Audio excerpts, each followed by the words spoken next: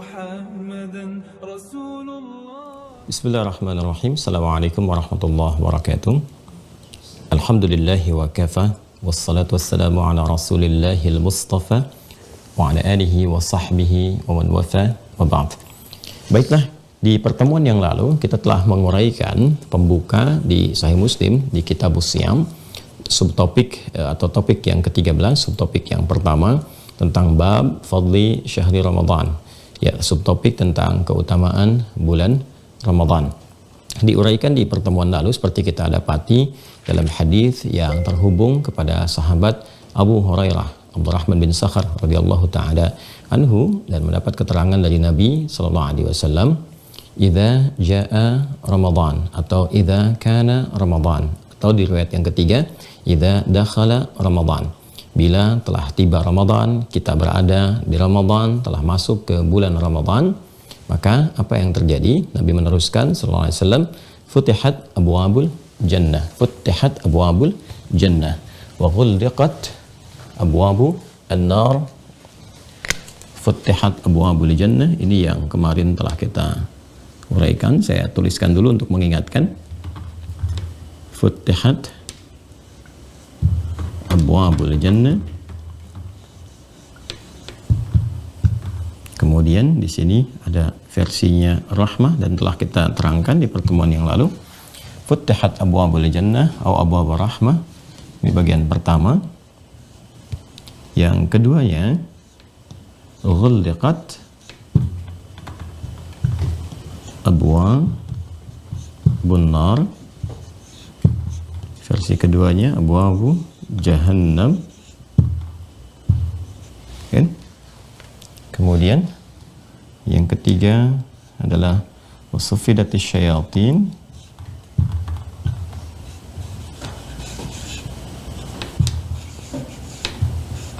atau juga sulsilatis syayatin.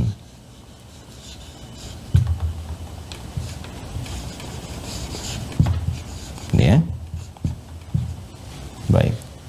Ini ke sini. Baik. Tiga bagian ini ya. Idza jaa Ramadan, versi riwayat pertama. Kemudian yang kedua idza kana. Yang ketiga idza dakhala Ramadan. Tiga bagian ini telah tuntas kami uraikan teman-teman sekalian, baik yang menggunakan kata jaa, kana ataupun dakhala, baik dari segi kebahasaan pun sampai juga dengan makna-makna metafornya atau majas atau dalam tinjauan balaghahnya. Jika telah datang Ramadan dan kita berada di dalamnya, telah masuk dalam spektrum Ramadan, nah ini gabungan dari ketiganya, maka ada kemuliaan yang melekat pada bulan itu yang telah Allah tetapkan dan dijelaskan oleh Rasulnya sallallahu alaihi wasallam. Yang pertama, futihat abwabu al-jannah atau futihat abwabu ar-rahmah. Dibukakanlah pada saat itu pintu-pintu surga, pintu-pintu rahmat. Dan rahmat ini diuraikan di pertemuan yang lalu telah dibatasi dalam konteks yang terkait dengan hadis ini, yaitu surga. Nah, kita telah juga mendapati rumus untuk mendapati surga, maka di hadis ini kita dapatkan ya surga seperti ini. Kemudian berbanding lurus juga dengan rahmat. Saya simpan surga yang di tengah, kemarin kan di ujung ya, supaya berada di pertengahan untuk memudahkan. Kemudian untuk mendapati rahmat ini supaya bisa meraih surga, di sini ada amal saleh. Amal saleh. Ya. Saya tempatkan surganya di tengah untuk memudahkan. Jadi untuk mendapati surga ini kita harus bisa mendapatkan rahmat Allah Subhanahu wa taala, dan raihan rahmat ini untuk menuju surga diraih melalui apa? Amal saleh ya. Ini yang menjadikan kemarin kita uraikan bahwa di dalam Al-Qur'an banyak sekali terbentang ayat-ayat Al-Qur'an yang menerangkan tentang surga berbanding lurus atau bersanding ya, bersanding dengan amal-amal saleh. Ini yang menjadi wasilah untuk mendapatkan rahmat Allah Subhanahu wa taala. Jadi perputarannya selalu seperti ini. Ya. Baik, teman-teman sekalian, di pembahasan yang lalu kita bahkan telah menurunkan hadis-hadis Nabi Muhammad SAW, bahkan sebelumnya isyarat dalam Al-Quran terkait dengan penjelasan pintu-pintu surga, bahwa pada saat tiba Ramadan dibukakan pintu-pintu surga.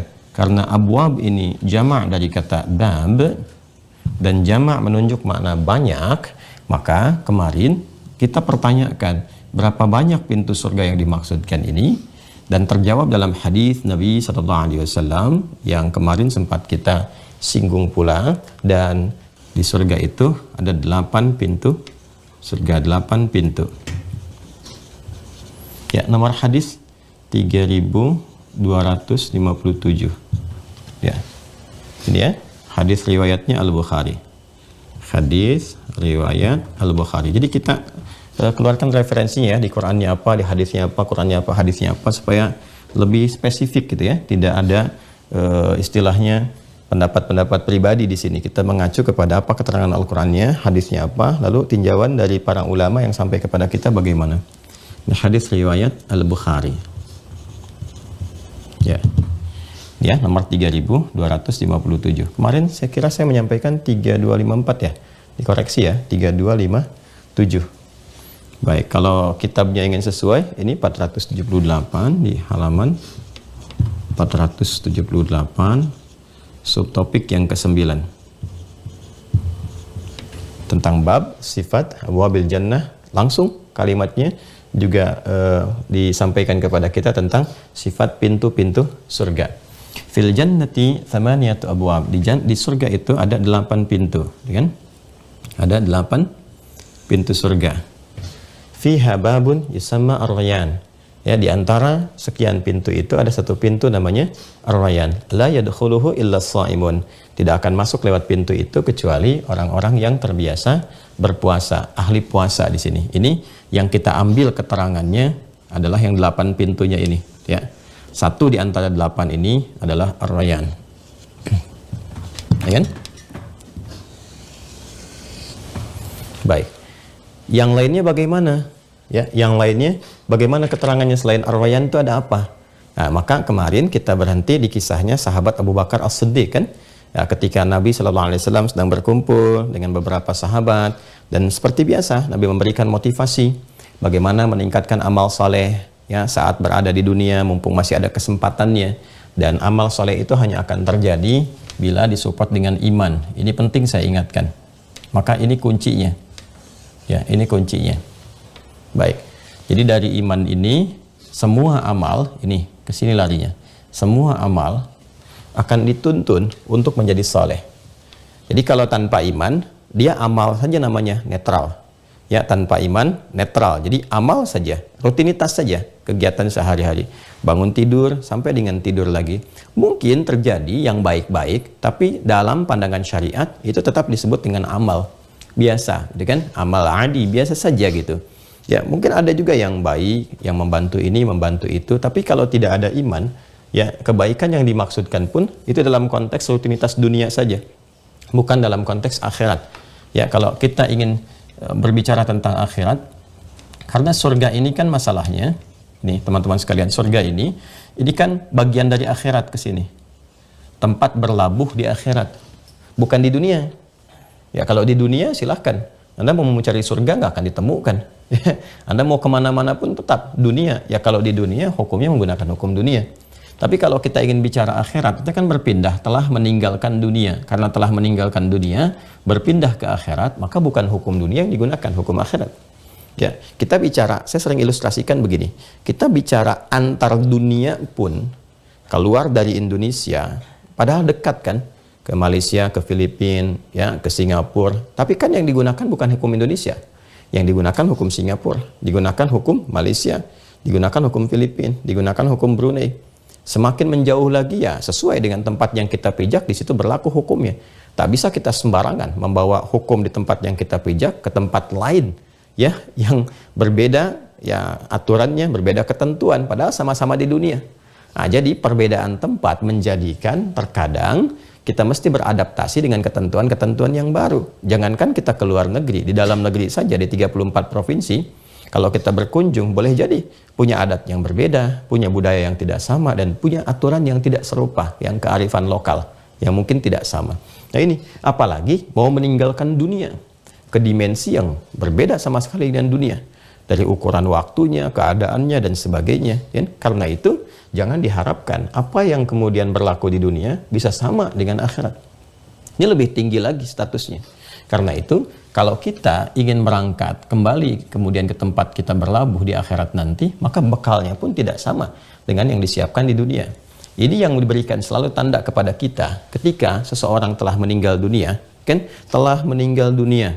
Meninggal dunia kan istilahnya wafat kan, selesai. Silahkan, jangankan sampai ke akhirat, baru ke alam kubur saja, bekal dunia kan sudah nggak berlaku. Ya kan?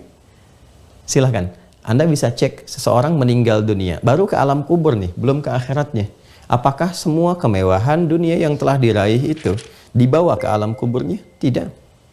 Anda ingin coba masukkan barang-barang dunia tertentu pun hancur lebur, ditelan tanah dan habis itu. Ya, Anda kalau mau iseng-iseng misalnya kan masukkan aja coba, nggak usah sama orang yang misalnya belum meninggal dunia, kubur aja dulu handphonenya, ya kan? Coba lihat berapa lama dia bisa bertahan, hancur, habis. Ya kubur aja kendaraannya, habis. Kendaraan jangankan dikubur, didiamkan saja, nggak dipakai, nggak diapa-apakan, rusak juga, hancur. Karena sifat dunia kan fana, rusak, ya kan? Sifat dunia itu fana, jadi kalau nggak diolah, nggak digunakan, nggak diapa-apakan, sudah selesai, hilang, rusak. Nah, jadi kita harus fair, dan Al-Quran itu sangat objektif. Kalau ada seseorang beraktivitas untuk dunianya saja, tidak menggunakan iman misalnya, dia berbuat untuk dunia saja, jadi terlihat baik tapi persoalan dunia, jadi nggak menyiapkan bekal akhirat, ya hanya untuk dunia, maka sangat objektif Allah membalas. Allah itu maha adil. Ketika ada seseorang berbuat di dunia untuk bekal dunianya saja, bukan untuk ke akhirat, maka dibalas di dunianya. Itu yang dimaksudkan di Quran surah ke-25 Al-Furqan ayat 23. Ya. Ini kisah tentang seseorang yang dikonsultasikan oleh Sayyidah Aisyah radhiyallahu taala anha kepada Nabi sallallahu alaihi wasallam. Ya, dia belum beriman nih. Ya. Artinya tidak menyiapkan bekal akhiratnya, kan kunci akhirat itu iman, kuncinya di sini, ada iman. Tapi dia banyak berbuat baik di kehidupannya itu, ya suka bantu orang dan sebagainya, dikonsultasikan. Maka jawabannya indah sekali, turun keadilan dari Allah Subhanahu wa taala. Wa qadimna ila ma amilu min amalin. Disebutnya amal saja. Wa qadimna ila ma amilu min amalin. Jadi perbuatan apapun di dunia itu, kami lekatkan hukum dunia di dalamnya. Kalaupun perbuatan itu baik, kami balas cepat. Enggak ditunggu, enggak dikasih jeda. Wa qadimna ila ma amilu min amalin. Kami balas. Bahkan cepat sekali, pakai qadima yaqdamu qadima. Ya. Kemudian dengan keagungan Allah untuk menunjukkan keadilan Allah ya dalam menerapkan semua hukum, ya Allah itu adil sekali, adil, tidak ada yang dizalimi sedikit pun, ya. Jadi wa qadimna ila ma amilu min amalin tuh. Min amalin, salehnya nggak ada. Min amalin. Allah ya. Wa qadimna, dan kami akan balas cepat dengan segala keagunganku, pakai na di sini nih. Ta'zimun nafsi li ta'zimi sya'ni. Dan dengan segala keagunganku akan dibalas cepat, ya. Apapun, ya segala apapun nih yang mereka kerjakan, mereka lakukan di dunia itu. Jadi kalau baik untuk dunia, dibalas dengan dunianya. Jadi kalau dia kerja keras, ya hukum dunia berlaku nanti untuk dia. Kalau dia bekerja, ya dia mendapatkan tambahan materi. Ingin kaya, ya bekerja. Ingin pintar, ya belajar. Ya kan, kalau dia berbuat baik dalam urusan dunia, diapresiasi, tambah relasi lagi, tambah orang kemudian menghargai dia, mengapresiasi dia, membangun jaringan dan sebagainya. Ya kan? Nah, ini aktivitas pekerjaan. Jadi di sini netral, semuanya bisa mendapati peluang itu. Ya, tapi kalau tidak disiapkan menjadi soleh, ini untuk menjadi soleh mesti ada iman. Ya kan? Sebagai bekal pulang ke akhirat. Kalau tidak menjadi soleh, maka semua berhenti di dunia. Di akhiratnya tidak ada, tidak terbawa. Jadi seperti debu berterbangan, nggak ada apa-apa gitu kan. Makanya bahasa Qur'annya faja'alnahu haba'an manthura. Ya, wa qadimna ila ma 'amilu min amalin, ya kan? Faja'alnahu haba'an manthura. Maka di akhirat dia tidak punya nilai sama sekali, ya. Dia jadi debu-debu yang berterbangan. Maksudnya apa? Ya ini ilustrasinya indah sekali ya, ilustrasinya indah sekali. Jadi kalau debunya nempel masih bisa ditimbang. Tapi kalau terbang kan gimana nimbangnya? Artinya nggak ada. Nggak berbekas sama sekali gitu saat kembali ke akhirat. Kenapa? Karena tidak disiapkan jadi bekal untuk pulang. Nggak ada nilai, ya kan? Sama Anda bawa uang misalnya kan, rupiah. mau dipakai misalnya pergi ke taruhlah misalnya ke satu negara, ke Amerika atau kemana yang di satu daerah tertentu itu nggak dipakai rupiahnya, ya harus dikonvert dulu misalnya, ya Anda tukarkan dulu, taruhlah bentuknya dolar misalnya, atau ke Malaysia bentuknya ringgit misalnya, ya atau ke Saudi real dan sebagainya. Nah sementara ini nggak bisa ditukar misalnya karena kondisi tertentu nggak bisa ditukar, maka bagaimana bisa digunakan? Ya bertumpuk saja. Ya, karena ada ketentuan tertentu di sini tidak menggunakan rupiah misalnya. Terus Anda mau pakai apa? Ditukar nggak bisa, ya kan? Ya kan terlihat saja seperti itu. Maka nggak bisa digunakan di tempat yang Anda tuju. Nah ilustrasinya teman-teman sekalian, sederhananya demikian. Walaupun laisa kamitslihi syai', nggak ada yang serupa dengan apa yang telah Allah tetapkan, itu kan? Nah jadi ketika kita kembali pun ke akhirat, misal kita akan menyaksikan ada orang-orang yang tidak menyiapkan bekal untuk pulangnya, tidak ada imannya. Jadi karena tidak ada iman, dia tidak mampu mengkreasikan amal ini menjadi saleh untuk bekal akhirat. Kan yang dibawa pulang ke akhirat itu, hasil dari amal soleh ini, itu punya nilai. Nilai itu yang disebut dengan hasanah. Nah ini dia. Ya kan? Setiap mengerjakan satu hasanah, dapat poin. Poinnya 10, gitu kan? Itu yang disebut dengan ajrun. Yang kita sebut dengan pahala itu. Lahum ajrun ghairu mamnun. Nah. Jadi ketika dikreasikan sebuah amal dengan iman, diniatkan karena Allah sebagai kepatuhan karena Allah Subhanahu wa taala, maka jadilah amal ini menjadi saleh. Ya, dengan apa? Dengan iman. Wabasyiril ladzina amanu, iman dulu, wa amilus shalihat. Wal 'asr innal insana lafi khusr illa alladzina amanu wa amilus shalihat. Ketika ini menjadi amal saleh, dapat nilai namanya hasanah. Pindah ayat ke Quran surah ke-6 ayat 160. Gini konsepsinya. Man jaa bil hasanati falahu asyru amthaliha. Siapa yang mengerjakan satu perbuatan yang bernilai hasanah, artinya apa? Dikreasikan perbuatannya dengan iman itu menjadi saleh sehingga punya nilai hasanah, maka mendapatkan 10 nih nilai kebaikannya. Ya, jadi 10 itu jangan dihitung kita, ini hitungan-hitungan yang terkait dengan aspek akhirat, bukan 1, 2, 3, 4, 5. Seperti sering saya sampaikan, ya ilustrasinya datang ke masjid saja untuk ibadah dengan niat ini karena iman, untuk ibadah, untuk beramal soleh, baru nyampe udah 25. Nanti di hadis Muslim sendiri, ya jarak satu keduanya 500 tahun, dua ketiganya 500 tahun, demikian seterusnya. Poin-poinnya yang disebut dengan ajrun, ini yang disebut dengan pahala. Nah ini yang ikut nanti ke akhirat, yang ikut ke sini. Yang lainnya tinggal. Makanya kan viral kan? Ya kan? Yang di hadis yang sampai kepada kita viral. Ada yang mengiringi ke alam kubur itu. Ke alam kubur kan? 3 mengiringi, yang 2 pulang, yang 1 tinggal. Ya kan? Ya kan? Yang tinggal apa? Amal soleh kan? Ini yang dibawanya, pahalanya. Yang dikonfirmasi. Nanti ditampakkan, hasanah ditampakkan. Seperti buruk pun ditampakkan. Ya, ini hasanah jadi baik. Baik disebut dengan khair. Kalau nggak dapat baik, jadi buruk ya. Ya, jadi syar, lawan dari khair kan syarun. Ya. Jadi yang baik pun akan ditampakkan untuk mengonfirmasi ini hasanahnya. Karena itu kan kita sering bermohon kepada Allah itu kan. Yang baik di dunia itu menjadi hasanah, dikonfirmasi di akhirat hasanahnya tampak lagi. Itu yang dimaksud di Quran surah ke-2 Al-Baqarah ayat 201. Ini full Quran ya. Full Quran. Tuh. Wa minhum may yaqulu rabbana atina fid dunya. Sekarang di dunia hasanah wa fil akhirati hasanah wa qina adzabannar.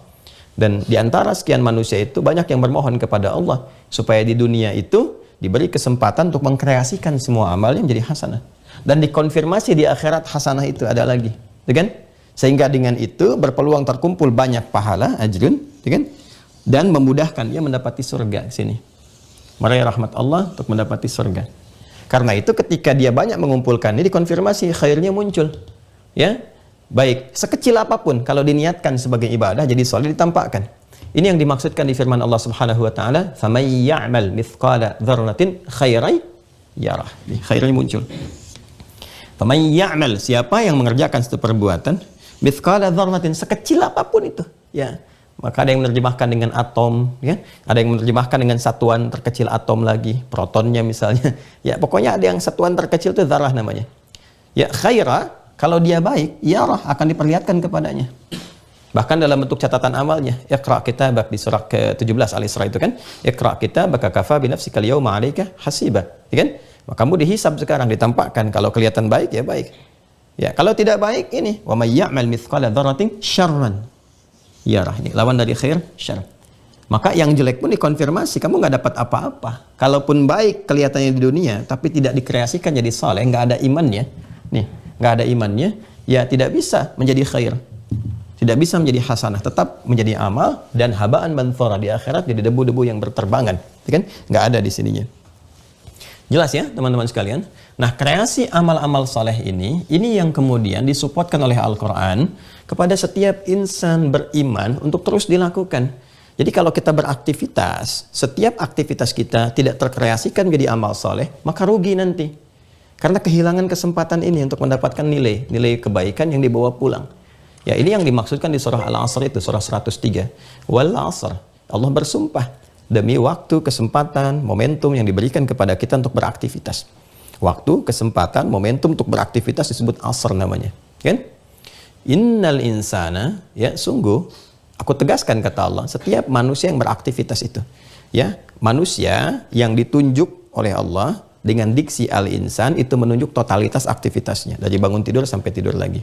Lafi khusr, berpotensi rugi. Ya, berpotensi rugi. Jadi beraktivitas tapi berpotensi rugi. Ya. Kenapa dia rugi? Karena tak mampu mengkreasikan aktivitasnya menjadi saleh. Kalau ingin keluar dari kerugian, maka pakai illal ladzina amanu ini. Kalau tidak ingin rugi, maka dapatkan kunci iman. Ya kan? Wa amilus shalihat, dan kreasikan dengan iman itu setiap pekerjaan jadi saleh. Wa tawasaw bil haqq, kemudian share kepada yang lain dengan cara yang benar. Ya kan? Sampaikan kebenaran dengan cara yang benar, dengan cara yang baik, cara yang elegan. Kemudian wa tawasaw bis sabr. Sabar aja menjalani ini sampai meninggal dunia. Profesinya apapun itu, sepanjang dia baik, maka kreasikan menjadi saleh dengan dasar iman. Nah, ini konsepsinya, teman-teman sekalian. Ya, nanti kita akan lihat saat kembali, kita akan melihat, ya, mungkin ada barangkali sebagian manusia yang berpandangan, apakah mungkin, apakah iya, ya, nanti lihat, kan sama-sama meninggal juga. Saya tegaskan di pertemuan yang lalu kemarin, minimal, ya, orang-orang yang belajar seperti ini masih punya harapan ketika kembali, ketika pulang. Ya, daripada enggak sama sekali. Ya, sekarang kita balik tanya, kamu kalau meninggal kemana? Anda masih belum jelas. Kalau kami jelas. Ya, ayatnya ada, hadisnya ada. Kalau kami pulang, ya dari kuburan, dijelaskan di kuburannya begini, pertanyaannya begini. Jadi kami itu jelas, alhamdulillah. Dihisab jelas, diterangkan hisab begini, syaratnya begini, kondisinya seperti ini, kitabnya begini. Ya, ketika dapat rahmat masuk surga jelas diterangkannya. Ini surganya begini, kenikmatannya begini, pintunya begini, bahkan lebarnya segini dan sebagainya. Jelas. Yang ke neraka pun dijelaskan, yang ke neraka yang amalannya begini, jauhi, begini. Jadi semuanya jelas. Ketika semuanya jelas, kita jadi yakin.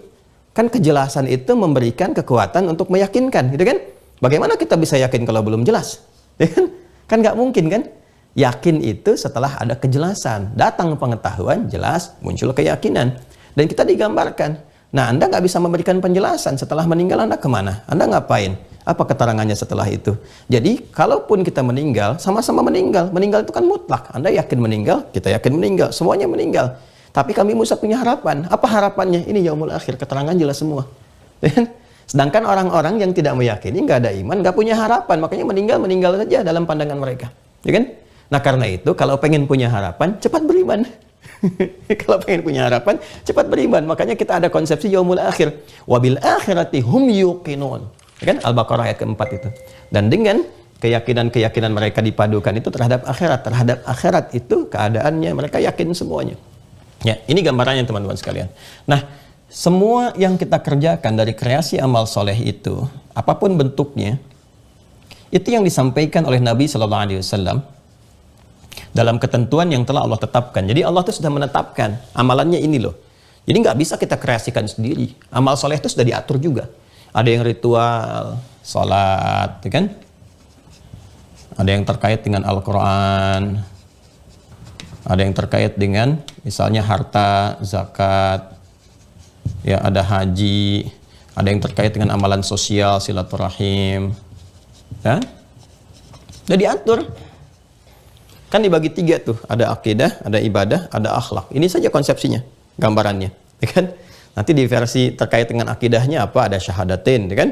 Ya, Makanya ditutup nanti dengan kalimat orang yang mampu, kata Nabi sallallahu alaihi wasallam dalam hadis yang viral sahih, di akhir hidupnya mengucapkan syahadu an la ilaha illallah, syahadu anna muhammadar rasulullah, berpotensi masuk surga, dakhalal jannah. Ya, tapi apakah semudah mengucapkan itu? Tidak, belum tentu. Karena ada komitmen dari syahadat itu untuk mengerjakan ini.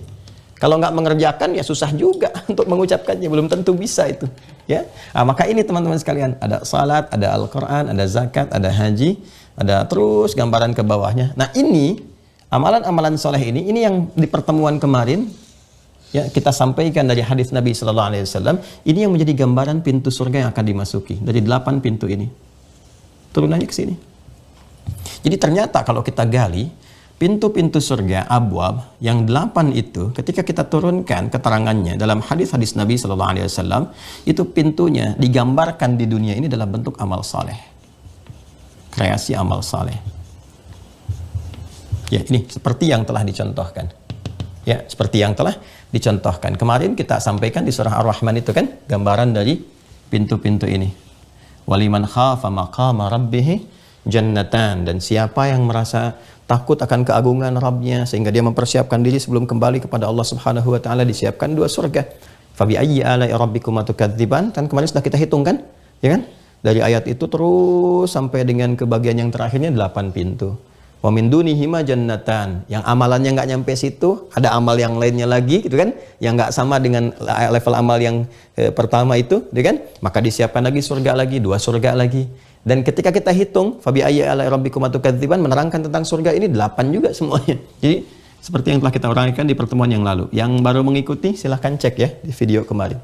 Nah ini rangkaian amal soleh ini seperti kisah viral yang disampaikan nanti dalam hadis riwayat Al-Bukhari. Dan menariknya teman-teman sekalian, Imam Al-Bukhari menempatkan pembahasan ini sama persis terkait dengan puasa yang kitabus saum. Jadi di hadis Muslim itu kitabus siam, topik yang ke-13, di Al-Bukhari kitabus saum, topik yang ke-30. Ya, ini yang sudah kita scan juga, sudah sampaikan ke teman-teman. Ini yang tentang kisah Abu Bakar As-Siddiq radhiyallahu taala anhu yang nomor hadis 1897. Saya tuliskan dulu ya. Mungkin ada yang di YouTube yang menyimak juga yang belum mendapat ini, tersambung ke Mira ya supaya mendapatkan referensi. Di sini hadis riwayat Al-Bukhari. Tahu dari mana Ustaz? Kita turunkan. Al-Bukhari nomor hadis 1897. Ini topiknya tentang kitabus saum. Ya, kita turunkan aja ke sini. Ya, di saya ada kitabnya ini. Ya, ini kitabnya yang ini. Dan spesifik sekali. Ya, Babur Rayyan lis-Shaimin. Babur Rayyan lis-Shaimin. Subtopiknya, subtopik yang keempat di sini disampaikan bab subtopik penjelasan Ar-Rayyanu, kan pintu Ar-Rayyan lis-Shaimin bagi orang-orang yang puasa. Sama persis dengan yang konfirmasi Sahih Muslim tadi. Cuman yang Sahih Muslim itu menyebutkan secara umum. Nah ini indahnya nih. Ini indahnya referensi dalam Islam itu. Di Sahih Muslim menyebutkan secara umum itu 8 pintu, spesifik Ar-Rayyannya. Di Al-Bukhari dirinci Ar-Rayyannya plus ke bawahnya pintu-pintu yang lainnya. Yuk kita bacakan ya supaya jelas. Baik, saya bacakan yang di scan yang di upload ya dari kami dan sudah Anda download supaya maksud saya nyambung ini dengan yang di kitab. Silahkan cek ya. Ini sama dengan kitab untuk memastikan.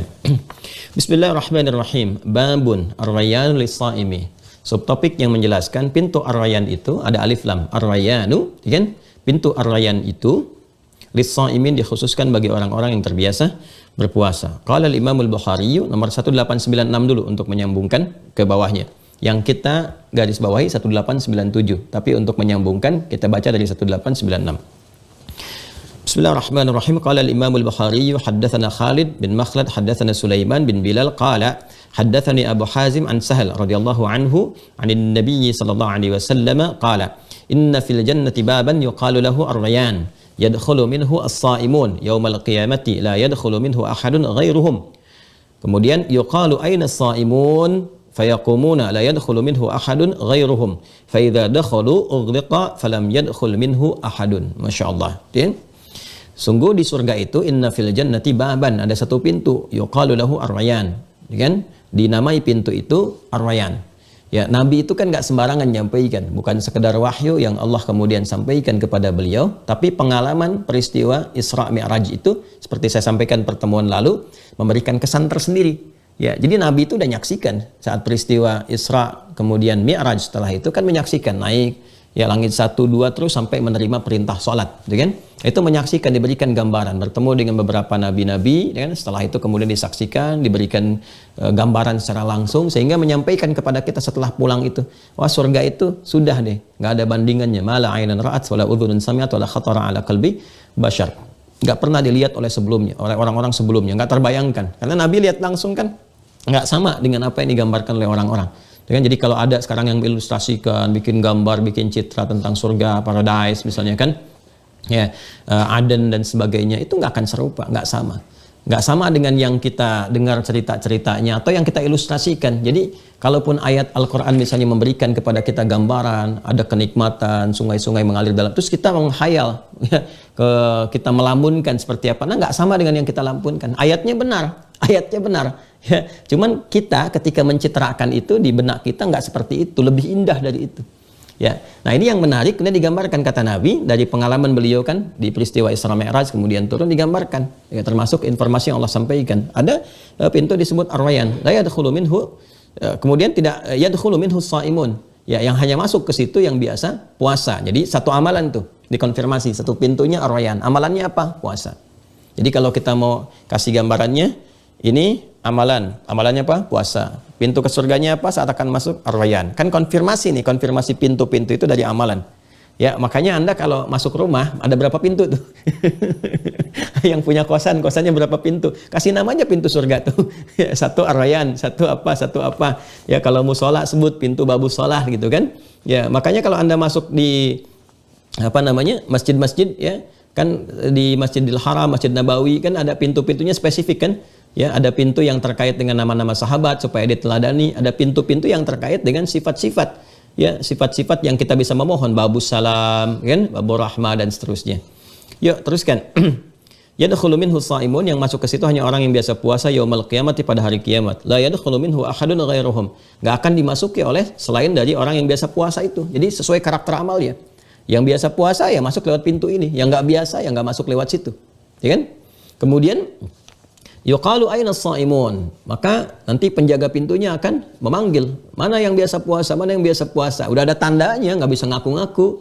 Yuk, saya soimun, nggak bisa. Memang namanya soimun, tapi nggak biasa puasa, nggak masuk juga. Kan kalau laki-laki soim kan, soimun. Kalau perempuan pakai tak, soimah namanya. Misalnya saya soimun, saya soimah. Ya kalau nggak biasa puasa nggak bisa masuk. Kalau memang soimun, kamu soimah, tapi nggak biasa puasa, nggak masuk. Ya. Nah, kemudian la yadkhulu minhu ahadun ghairuhum fa idza dakhalu ughliqa falam yadkhul minhu ahadun. Ya kan? Maka enggak ada satupun yang masuk situ kecuali orang yang biasa puasa. Kalau sudah semua masuk, ughliqa, ditutup rapat. Jadi ada ghallaqa, ada aghlaqa, ada ghulliqa, ada ughliqa, itu beda.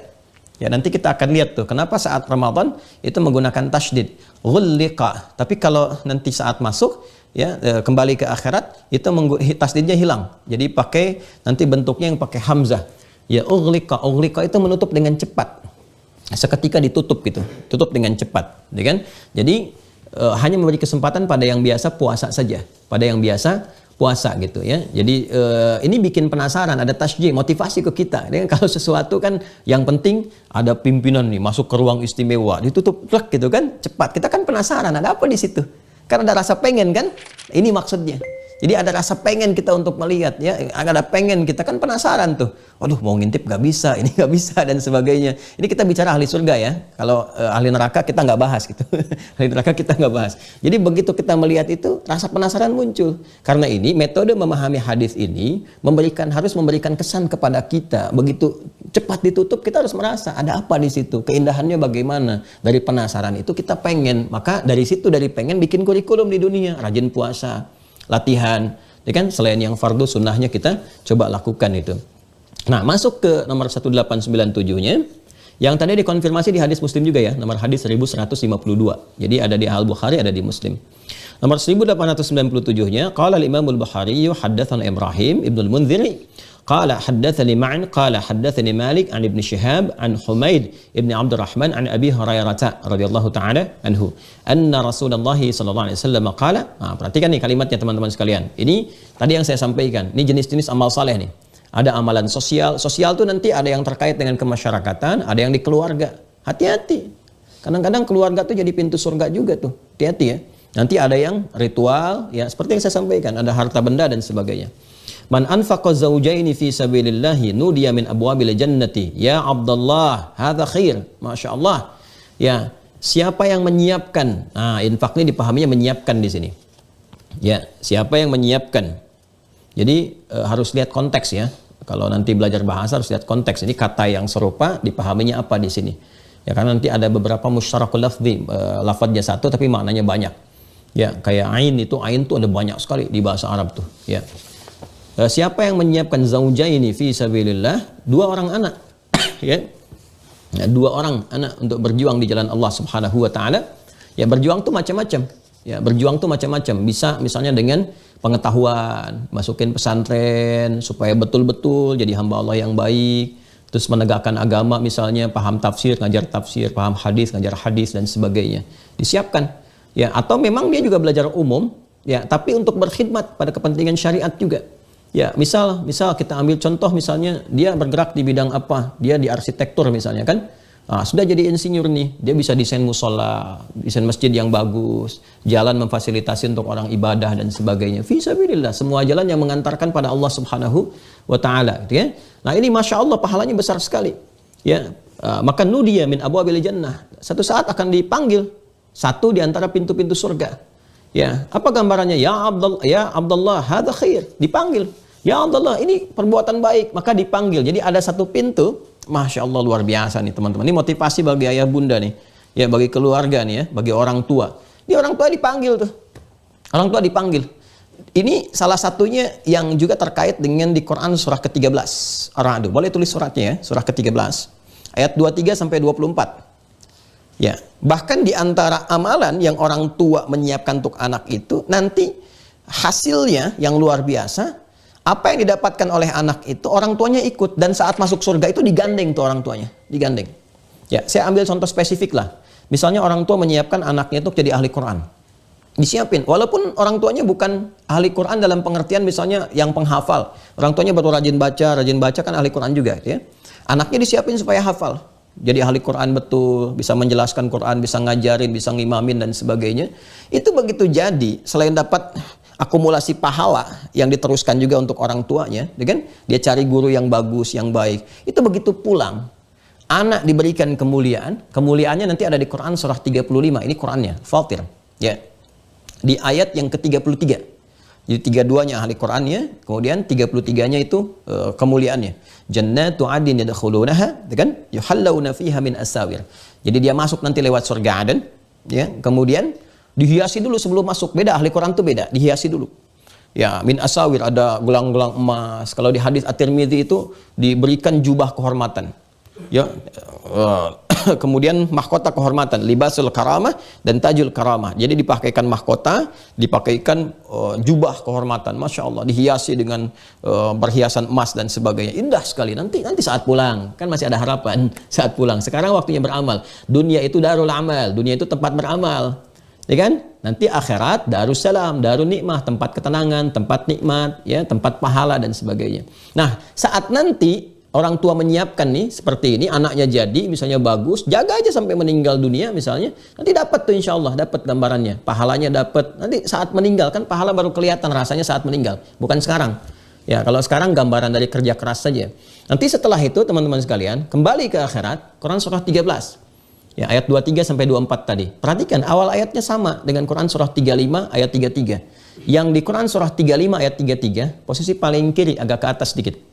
Ya, jannatu 'adnin yadkhulunaha. Yang Quran surah 13 Ar-Ra'd ayat 23-nya jannatu 'adnin yadkhulunaha. Ya, lihat kalimatnya. Jannatu 'adnin yadkhulunaha wa man salaha min abaihim wa azwajihim wa dzurriyyatihim wal malaikatu yadkhuluna 'alaihim min kulli bab. Masya Allah. Salamun 'alaikum bima sabartum fa ni'ma uqbad dar. Allahu akbar. Ya, jadi orang tua nyiapin anaknya tuh, Allahu Akbar. Dari sejak di dunia disiapin jadi ahli Quran, jadi ini. Wah, Allah.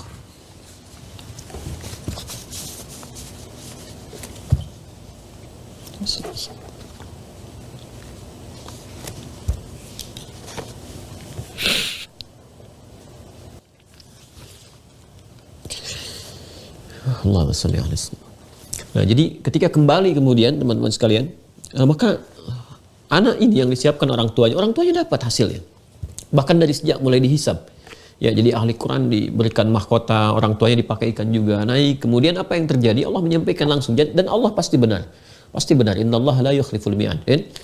Makanya di surat Az-Zumar nanti kita mengatakan alhamdulillahilladzi sadaqana wa'dah.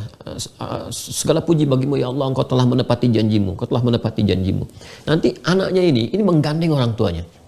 Jannatu adnin khuluna, ketika masuk surga Aden itu dia gandeng kedua orang tuanya. Man salaha min abaihim. Nah, kalimatnya salaha, dari saleh itu. Ini yang mengonfirmasi hadis ini. Ya, man anfaqa zaujaini. Jadi ada 2 anak aja Anda siapkan itu kan, apalagi yang 3, yang 4, lagi semua anaknya disiapkan tuh, beramal soleh semuanya. Itu menggandeng bapak ibunya nanti. Makanya saya sering katakan gini ya, saya sering katakan anak itu di dunia aja disiapin sampai masuk kampus IPK 4, terus di wisuda menggandeng orang tuanya, itu orang tuanya begitu bahagia. Anda kebayang nggak ketika di wisuda di akhirat itu? Ya, kebayang nggak? Jadi di dunia aja kebahagiaannya udah luar biasa. Ibu bapak, saya ingin tanya ya, ketika anak Anda misalnya dapat gelar nih, S1, S2, Master, S3, Doktor, terus Anda wisuda ada di situ, menggandeng, difoto, diabadikan, Anda kan bahagia. Saking bahagianya Anda pajang tuh. Anda pajang di dinding-dinding itu, momen-momen membahagiakan, dan semua lelah itu hilang. Anda nggak peduli dulu mengeluarkan uang berapa, keringat dan sebagainya. Yang penting udah terlihat tuh, bahagia luar biasa. Ya, dan ini lebih daripada itu semua, nggak ada yang sebanding gitu. Jadi begitu pulang tuh Mas, di wisuda langsung Allah yang mewisuda. Ya, disaksikan semua penduduk langit dan bumi. Orang tua digandeng, apa nggak bangga tuh? Wa azwajihim, dan pasangannya. Jadi suami gandeng istrinya. Mungkin ada yang sudah menikah kan, anaknya juga. Namanya anak kan, pasti ada orang tua, dia punya anak lagi. Digandeng semua, jadi satu keluarga besar tuh. Jadi dia gandeng bapak ibunya, kemudian juga pasangannya, terus ada keturunannya juga. Mungkin berketurunan dari situ, terus jadi pahala jariah. Nah, begitu masuk, dia masuk lewat surga Aden. Tapi malaikat yang lain di setiap pintu, kan 8 pintu itu menyambut mereka. Disambut tuh, di setiap pintu surga diparadekan. Wal malaikatu yadkhuluna alaihim min kulli bab. Dari setiap pintu datang, nyambut mereka. Dan mengatakan, salamun alaikum bima sabartum. Selamat, Anda sabar saat di dunia. Makanya sabar, jadi anak tuh sabar. Sabar. Ya, sampai jadi baik. Di situ pahalanya. Justru ketika ada banyak di anak-anak itu mungkin yang terlihat tidak menyenangkan. Kan di situ ada doa.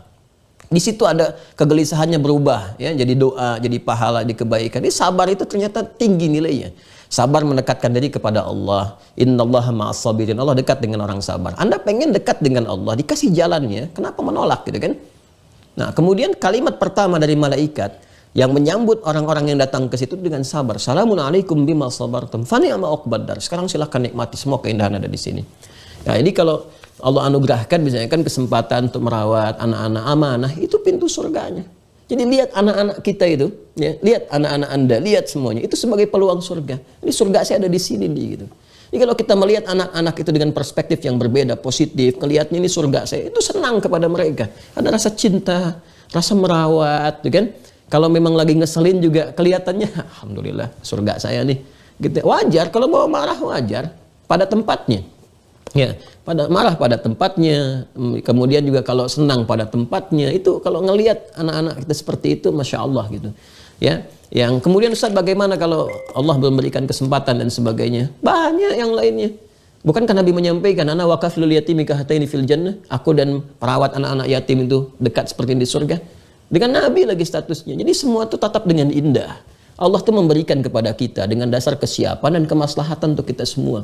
Kalau Allah misalnya belum menganugerahkan, ada hikmah sesuatu, maka cari anak-anak yatim, rawat mereka, ya, dirawat di pesantren Quran, biayai mereka dan sebagainya. Dan lihat dengan perspektif yang baik. Wah, ini peluang surga saya, ini kebaikan untuk saya. Jadi kalau semuanya begitu, kehidupan pun akan indah. Gak ada saling mencela, ya, gak ada kita saling menyakiti orang lain. Untuk apa gitu? Ya, jadi kembali kepada diri kita itu, kalau kita bisa baik, lihat anak-anak sebagai peluang kebaikan. Jadi lelah yang dirasakan saat di dunia itu, di dunia pun akan terbayar. Jadi bonusnya dikasih dulu di dunia. Gak percaya silahkan deh, didik anak menghafal Quran aja. Ya, Anda baru lihat anak itu hafal satu surat pun, itu sudah lega gitu. Enak rasanya. Apalagi kalau sudah selesai Qur'annya itu, Masya Allah. Kadang-kadang nangis, terus sujud, enak. Terus berjalan, terus kehidupan lebih tenang. Gak percaya silahkan, isi rumah dengan Qur'an, lebih tenang. Lebih tenang. Nanti puncaknya saat di akhirat. Jadi ini bagian pertama ya. Jadi ada pintu surga yang terkait dengan keluarga amalannya. Di sini teman-teman. Jadi kalau satu tadi Ar-Rayyan, ini ya. Ar-Rayyan. Ini amalannya puasa. Kemudian yang terkait dengan untuk keluarga, merawat keluarga dengan baik. Ya, khususnya ya, memberikan pendidikan yang baik untuk anak-anak. Ya, baik yang dari anak-anak biologis ataupun kita memfasilitasi anak-anak yang lain misalnya yang kita jadikan semuanya berkhidmat fi sabilillah. Sabilillah. Semua di jalan Allah. Jalan Allah itu sabilillah itu jalan yang baik-baik yang telah Allah tetapkan. Sekarang tinggal belajar jalan-jalan apa yang Allah ridhai, yang Allah senangi. Ya, ada yang bentuknya pengetahuan, ada yang pengabdian dan sebagainya. Yang baik-baik yang kita kreasikan, siapkan. Silahkan, Bapak Ibu tidak dilarang. Ada yang ulama intelektual, misalnya di bidang agama, silahkan. Siapkan anak-anak jadi ahli tafsir, ahli fikih dan sebagainya. Yang penting mendekat kepada Allah. Ini kan sudah ada contohnya di surah Ali Imran. Maka yang dipilih oleh Allah itu bukan Nabi, bukan Rasul. Supaya kita nggak ngeles. Wajar anak Nabi, wajar anak Rasul. Ya Maryam anak siapa? Anak Imran. Imran bukan Nabi, bukan Rasul. Hannah bukan Nabi, bukan Rasul. Ya kan? Tapi diberi contoh oleh Allah. Surahnya apa? Ali Imran. Nih keluarga ideal tuh begini. Nanti dari situ turun siapa? Maryam. Maryam disiapkan untuk apa? Nazarnya itu apa? Nazarnya untuk dekat kepada Allah. Ini sama persis dengan kalimat Nabi. Ya, coba ayat 35-nya dibuka. Idh qalat imra'atu Imran, Rabbi inni nadhartu laka. Ya kan? Ma fi batni muharrara, fataqabbal minni. Ya Allah, aku bernazar, aku siapin yang aku kandung yang sekarang ini, aku siapkan untuk berkhidmat kepadamu saja. Ini fisabilillah. Ya, jadi harusnya orang tua punya visi. Allah anugerahkan anak pertama kasih amanah, siapin. Ini yang untuk ahli tafsir misalnya kan, dia ahli hadis. Ya, boleh saja intelektual ulama, ini yang aku siapkan jadi dokter penghafal Quran. Ini aku siapkan tentara penghafal Quran, polisi penghafal Quran misalnya. Ini untuk insinyur penghafal Quran. Nggak apa-apa. Yang penting apa? Pelajari sabilillahnya apa tuh. Ya, siapa yang bisa melakukan itu dan berhasil dia wafat, dia meninggal dapat jariah dari transferan pahala anaknya, pulang dia, apa yang dia dapatkan? Dia. Jadi kiamat dipanggil, ya Abdullah, hamba Allah, hadza khair. Ini yang kamu kerjakan tuh bagus banget. Nih pintunya, itu pintunya tuh. Ya, ini dua ya. Faman kana min ahli shalah, du'iya min babis shalah. Siapa yang termasuk dari ahli salat? Nih, ahli salat. Nih, turunkan. Du'iya min babis shalah. Maka dipanggil dari pintu salat, babus shalah. Ada yang terkait dengan ibadah salat. Ya, di sini ada yang memberikan detail, ya bukan hanya yang pokok saja. Yang pokok pun ada. Jadi ada orang yang dipanggil lewat pintu sholat. Ya, walaupun dia misalnya jarang sholat sunnah, dia ngejar sholat fardu, tapi dia sangat betul-betul menyiapkan. Ya, gambarannya begini, gambarannya. Misal, seperti hadis Nabi SAW, Allah sangat mencintai hambanya yang sholat tepat pada waktunya. Di antara amalan yang dicintai oleh Allah, kata Nabi, as-salatu ala waqtiha, atau salatu fi waqtiha, atau kama qala Rasulullah SAW. Sholat tepat pada waktunya. Jadi dia tuh sudah menyiapkan waktu-waktu sholat. Pokoknya nanti zuhur jam sekian, asar jam sekian. Sebelum tiba waktunya udah siap-siap. Ya, yang disiapkan itu bukan hanya tahu waktu. Ya, bukan hanya sekedar dia siapkan waktu. An-Nisa ayat ke-103, Inna salata kanat 'alal mu'minina kitaban mauquta. Al-Baqarah ayat 238, dia jaga itu, hafidhu 'alas salawat. Kemudian yang paling menarik apa? Dia siapkan penampilan yang baik juga. Al-A'raf ayat 31. Ya bani Adam khudhu zinatakum 'inda kulli masjid. Setiap ada panggilan dia udah pakai pakaian yang bagus. Jadi kalau mau sholat tuh pakaiannya bagus, harum untuk laki-laki baik gitu kan. Perempuan disiapkan pakaian yang paling baik ya, yang paling layak untuk digunakan sholat. Nah, semua ini ketika Anda menyiapkan sesuatu dengan baik, ya presisinya tinggi, itu termasuk ahlun fihi. Ya, keluarga, bagian di dalamnya. Ya, sama persis, ahli matematika kan senang matematika. Begitu matematika disiapin, betul, itu ahli matematika. Ahli fisika, ketika ada pelajaran fisika, senang fisika, disiapin. Kan beda, kalau orang senang itu beda persiapannya, itu ahlinya. Dia ahli fisika, dia ahli matematika, memang terlibat di situ, berkecimpung di situ. Ahli sholat, memang spesifik di sholat. Dan biasanya, kalau sudah sholat fardunya bagus, akan senang sholat sunnah. Itu sudah hukum itu. Ya, makanya dia tahajud bangun, duha dia kejar. Yang saya kemarin turunkan itu, ya, kebiasaannya dilatih dikumpulkan. Nah, kalau orang terbiasa seperti itu, maka digolongkan dalam ahli salat. Faman kana min ahli salat nudiya min babis salat. Siapa yang termasuk dalam golongan ahli salat, maka akan dipanggil dari pintu salat. Dipanggil. Ainal musallin, mana ahli salat, kan? Wa ainal musallun, mana ahli salat. Kemudian waman kana min ahli jihad du'iya min babil jihad. Siapa yang termasuk dari ahli jihad, dipanggil kemudian dari pintu jihad. Ada pintu jihad. Oh, jihad itu banyak sekali aspeknya. Jihad. Ya. Ada jihad dengan harta. Wajahadu bi amwalihim, harta.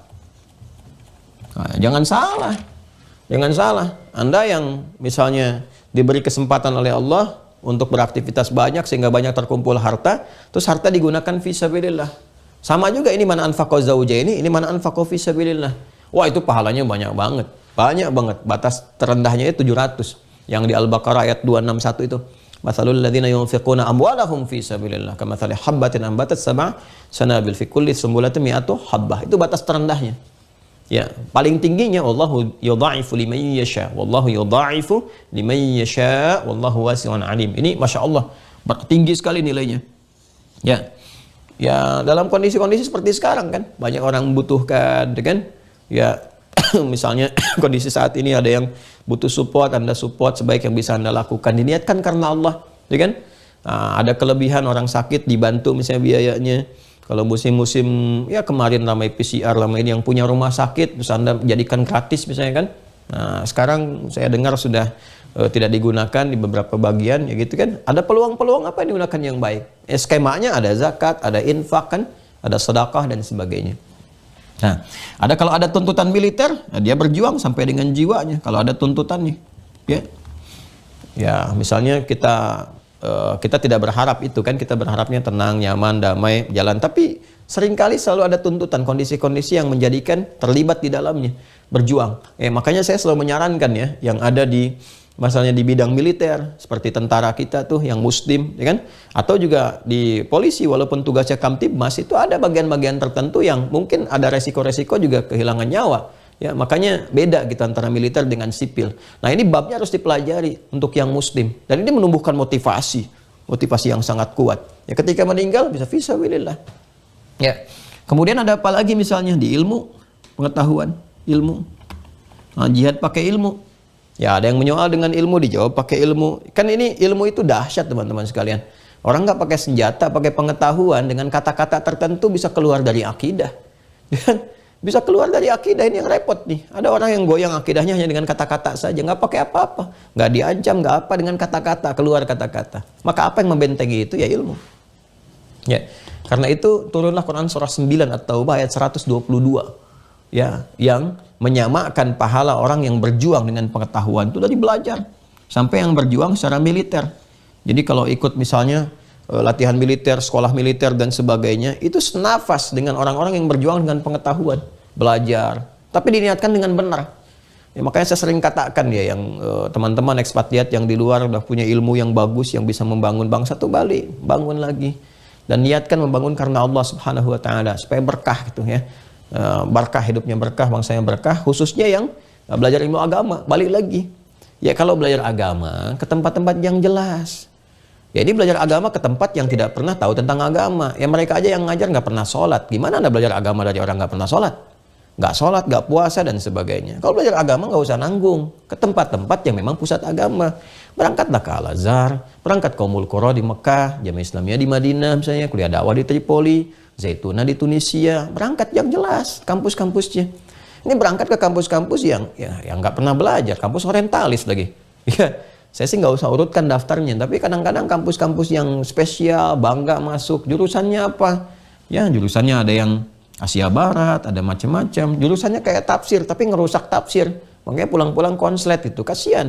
Udah masuk pesantren, lama-lama udah belajar hafal Quran, pulang-pulang malah merusak Qurannya. Ya, belajar apa itu?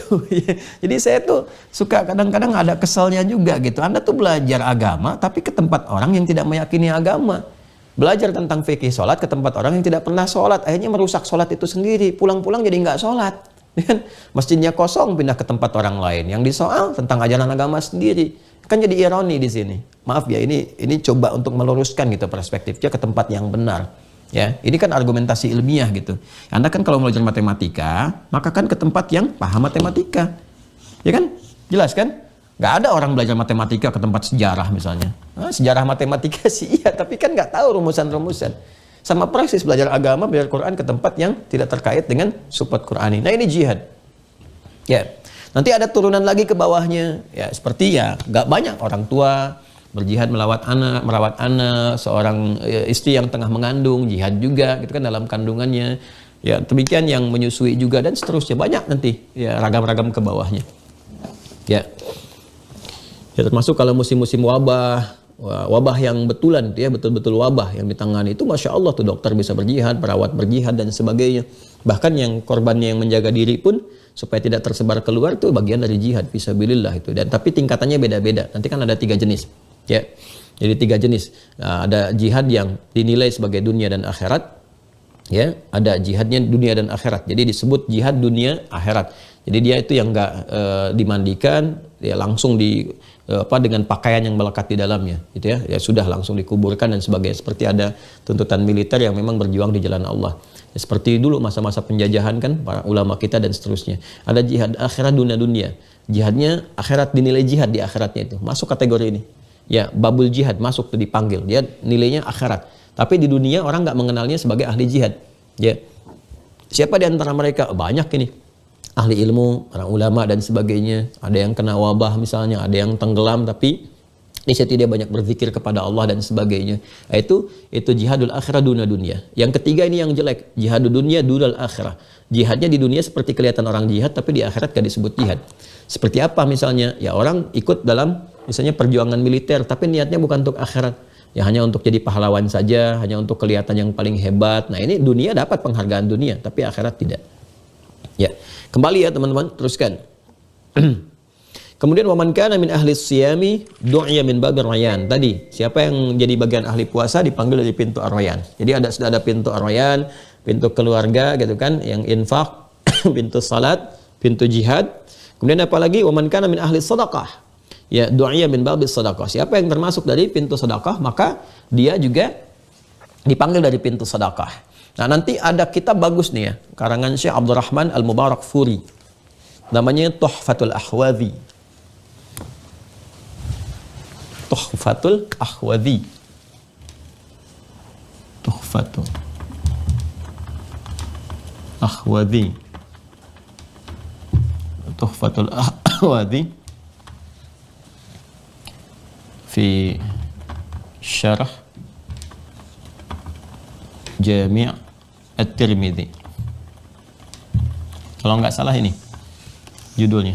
Cari aja Tuhfatul Ahwadhi. Kalau nggak salah judulnya ini nih, Tuhfatul Ahwadhi fi Syarah Jami' At-Tirmidzi, karangan Syekh Abdurrahman Mubarakfuri. Nah, itu ada bagian yang dikhususkan untuk menampilkan kan riwayat-riwayat yang disampaikan kesimpulannya oleh para ulama, pintu-pintunya itu. Ya, jadi kita kan dapati contoh-contoh dari Nabi nih, contoh-contohnya pintu salat, pintu jihad, pintu sedekah dan seterusnya. Nah, nanti dikumpulkan lagi tuh. Ya, para ulama nanti menggali di Al-Qur'an, menggali di hadis, nanti mengeluarkan nih pintu-pintunya. Di antaranya apa nanti? Ada pintu silaturahim. Tuh, pintu zakat, pintu haji. Nah, kan belum disebutkan di hadis ini. Nanti di hadis-hadis yang lain kita akan temukan, ya kan? Jadi nanti yang sudah berhaji, hajinya mabrur, dijaga sampai meninggal, dipanggil lewat pintu haji. Yang senang zakat, pintunya pintu zakat. Yang senang silaturahim dalam kebaikan, kan? Kunjungi teman-teman orang tua misalnya, atau ya ulama-ulama atau orang-orang saleh yang baik-baik, memang untuk belajar dari kebaikannya. Ya, tapi ada babnya sendiri, nggak boleh maksa. Maksa jadi jelek gitu. Saya sudah mengamalkan hadis, ya tapi lihat konteksnya juga. Jangan orang lagi istirahat dibangunin, orang bukan waktunya dipaksa-paksa dan sebagainya, atau harus menghentikan kegiatan yang lebih besar. Tidak. Ya, ketika ada niat itu sudah diberikan pahala di dalamnya. Nah, ini yang dimaksudkan teman-teman sekalian. Nah, apa kaitan dengan kisah kemarin yang kita berhenti sebelumnya? Faqala Abu Bakrin radhiyallahu taala anhu. Maka Abu Bakar As-Siddiq setelah mendengar itu, beliau kan jenius nih.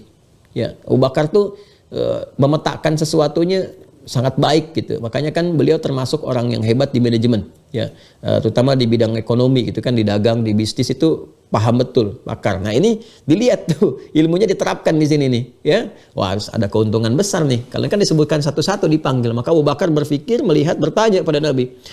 Ya, beliau menyatakan bi abi anta wa ummi ya Rasulullah. Masya Allah, kalau sudah di Arab tuh kalau sudah ada kalimat bi abi ya anta wa ummi, gitu kan? Demi bapak dan bapakku dan bapak engkau dan ibuku ya Rasulullah, gitu kan? Ya. Ini sudah membawa bapak dan ibu. Kalau sudah bawa bapak dan ibu itu berarti serius gitu ya. Jadi kalau ada orang Arab tuh berkata begini, bi abi anta wa ummi gitu kan, demi bapak dan ibuku. Ya, kalau udah nyampaikan itu pengen tahu sesuatu, nah itu berarti serius. Ya, serius. Ya Rasulullah, ma ala man du'iya min tilkal abwabi min daruratin fahal yud'a ahadun min tilkal abwabi kulliha. Itu kan pintu itu, setiap pintunya penting sekali gitu. Terus menyenangkan, dipanggil. Ya, sangat istimewa setiap pintunya. Tapi pertanyaan saya, kata beliau, fahal yud'a ahadun min tilkal abwabi kulliha. Ada enggak yang dipanggil di semua pintu itu? Di semua pintu manggil. Masya Allah. Ya. Ada orang nanya misalnya, bingung nggak dipanggil di setiap pintu? Ya nggak begitu caranya. Iman dulu aja. Iman dulu, kerjain dulu. Ntar pulang tahu caranya. Ya. Jadi kalau kita masih punya harapan, kalau nggak punya harapan jangan ngolok-ngolok, namanya nggak punya harapan. Ini aneh, udah nggak punya harapan ngolok-ngolok. Anda itu kalau nggak beriman, ya misalnya, udah jangan ngolok-ngolok orang beriman, istihza. Ya. Itu ada di Al-Baqarah 14-15 itu. Kenapa? Karena Anda sendiri nggak punya harapan. Nggak punya harapan kan ditanya aja kan nggak jelas. Pulang kemana aja kan nggak bisa jawab. Jadi selesaikan dulu dengan nasib masing-masing gitu. Nanti ketika kembali baru ketahuan. Jadi kalau kita sarankan, makanya kan kita diminta untuk banyak mendoakan. Jadi kita mendoakan tuh kalau ada orang-orang yang demikian, kita doakan supaya dapat hidayah, dapat kebaikan, gitu kan? Nah, nanti apakah kemudian ada yang dipanggil dari semua pintu itu ya Rasulullah? Masya Allah, jadi kebanggaan tuh, ya. Dan diparadekan nanti jadi kebanggaan, ya. Dan nanti di hadis-hadis lain bisa saling mengungguli, dan dari situ itu yang disebut fastabiqul khairat, ya, gambaran dari Quran surah kedua Al-Baqarah ayat 148. Ya, nanti kesini dulu baru kita kembali ke Quran. Apa jawab Nabi? Qala Rasulullah SAW, na'am wa arju an takuna minhum. Ya, ada yang dipanggil dari semua pintu itu, dan aku berharap, aku bermohon pada Allah, engkau termasuk bagian dari mereka. Wah, alhamdulillah ada home di situ, kita masih bisa masuk tuh. Ya, tapi Abu Bakar spesial radhiyallahu taala anhu, itu udah spesial sendiri. Sahabat Nabi, mertua Nabi, nemanin di dunia, nemanin di alam kubur, nemanin di akhirat. Udah. Wa arjuan takuna minhum. Di dunia kan sama Nabi sahabatan. Di kuburan berdampingan. Ini di semua level. Hijrah dampingin Nabi. Makanya keterlaluan kalau ada yang masih mencela Abu Bakar, kan? Dia nggak paham itu keutamaan Abu Bakar, ya. Jadi Masya Allah hidupnya sahabat Nabi, mertua Nabi, menemani Nabi hijrah, menemani Nabi di alam kubur, menemani Nabi di akhirat, dan diperebutkan oleh semua pintu surga. Tapi apakah kemudian Abu Bakar sampai dengan ada doa Nabi seperti itu, arju an takuna minhum, selesai di situ? Tidak. Ternyata apa yang beliau lakukan? Ini yang harus kita lakukan di sini. Ya, kita masih beruntung, alhamdulillah, bersyukur pada Allah. Ada kalimat hum-nya, wa arju an takuna minhum. Ya, aku berharap, bermohon pada Allah, engkau termasuk bagian dari mereka itu yang dipanggil. Berarti mereka itu ada banyak di situ. Mumpung masih hidup, kita ada peluangnya. Maka kita mesti belajar pada sahabat Abu Bakar radhiyallahu taala anhu. Apa yang dilakukan oleh beliau? Jadi ketika mendengar kata-kata Nabi itu jadi motivasi. Nah, ini cara membaca hadis itu begitu. Jadi kalau ada kebaikan, jadikan motivasi. Dari sini diturunkanlah jadi kurikulum oleh beliau. Apa saja sih pintunya? Jadi amal soleh yang diturunkan oleh beliau. Dari sejak saat itu, semua peluang amal soleh yang bisa dikerjakan, khususnya yang disebutkan Nabi, itu jadi kegiatan harian. Ya, jadi punya catatan harian nih. Apa aja nih amalan-amalannya? Apa yang terjadi? Satu kali ada kisah, teman-teman. Nabi itu kan kalau ketemu dengan sahabat, kadang-kadang ngasih tausiah, kan? Kadang-kadang ngasih arahan, mau'izah, nasihat. Tapi kadang-kadang juga ngasih motivasi. Satu kali Nabi bertanya. Ya, ini viral sekali riwayatnya. Siapa yang sudah sholat hari ini? Ini gambaran kita aja. Angkat tangan semua. Semua sahabat angkat tangan itu. Ya, kalau disebut sholat itu jamaah maksudnya. Ya, jamaah. Iya, siapa yang jamaah? Angkat tangan semua. Dah. Siapa yang sudah infak? Angkat tangan. Sebagian belum. Ya, atau sebagian tidak. Siapa yang sudah nengokin orang sakit? Angkat tangan. Yang tadi yang agak banyak infak turun lagi, sebagian masih angkat tangan. Siapa yang sudah menyolatkan jenazah? Ini yang tadi nengok tuh, sebagian turun, hanya tinggal segelintir yang ngantarin jenazah, yang nyolatkan jenazah. Nyolatkan sudah. Siapa yang mengantarkan jenazah? Masya Allah. Di semua yang ditanya Nabi, Abu Bakar angkat tangan. Di semua yang ditanya Nabi, Abu Bakar angkat tangan. Dan mendapat pujian dari Rasulullah SAW pada saat itu. Dan juga memberikan gambaran kepada kita untuk tidak menyakitinya. Ya. Jadi saya ingin gambarkan begini. Orang yang didoakan Nabi saja tetap berikhtiar untuk mensyukuri apa yang telah Allah sampaikan, berikan lewat lisan Nabi SAW. Itu masih ikhtiar. Ya. Sama persis kan ketika Nabi SAW pun sudah dapat jaminan surga yang sangat tinggi sekali. Sampai turun surah Al-Kawthar. Inna a'tainaka al-Kawthar. Fasalli li rabbika wanhar. Inna syani'aka huwal abtar. Ya kan? Itu jaminannya surga udah diberikan. Di dunia pun diberikan kehormatan tertinggi. Siapa yang menyoal diputus oleh Allah semua rahmat Allah. Jadi yang ngolok-ngolok Nabi, yang menjelek-jelekan Nabi dan sebagainya. Itu diputus dari rahmat Allah Subhanahu Wa Ta'ala. Inna syani'aka huwal abtar. Siapa yang memusuhimu, menyakitimu. Ya Muhammad SAW terputus tuh. Rahmat Allah Subhanahu Wa Ta'ala. Ya, kalau ada di antara insan mengaku beriman, cepat tobat sampai benar-benar diterima oleh Allah Subhanahu Wa Ta'ala. Ya? Tapi apakah itu kemudian menjadikan Rasulullah SAW tidak beramal? Tidak. Tetap beliau. Bahkan kalimatnya fasalli li rabbika wanhar. Kalau kamu sudah mendapati itu, syukuri nikmat itu dengan apa? Dengan banyak melakukan penyembahan kepada Allah. Syukurnya hamba itu kan membuktikan penghambaannya. Ya, maka tunaikan, berdoa, banyak salat. Engkau kemudian berderma dengan harta, wanhar berkorban dengan yang terbaik. Nahara itu kan unta. Ya, jadi ternyata teman-teman kalau dapat anugerah itu tambah syukurnya itu dengan tingkatkan ibadah. Bukan diam. Silahkan cek ya kisah viralnya Utsman bin Affan, Abdurrahman bin Auf. Ya nggak usah jauh-jauh lah di kitabnya Imam Nawawi saja. Ya, punya kitab At-Tibyan fi Adab Hamalatil Quran itu kan kitab dasar. Ya bagaimana Utsman bin Affan, kemudian Abdurrahman bin Auf radhiyallahu taala anhuma jami'an dan sahabat yang lain yang kaya-kaya banget itu, kebangetan kayanya, itu syukurnya apa? Malam-malam tuh mereka masih terus tahajud, nggak putus tahajud tuh sampai hatam Al-Qur'an. Ya itu berkah lah waktunya. Jadi jangan dibandingkan gimana bisa hatam semalam. Ya beda antara orang berkah itu dengan yang belum berkah atau yang berkahnya banyak dengan yang berkahnya sedikit itu beda. Keberkahan diberikan. Allah tuh kalau sudah berkehendak jadi.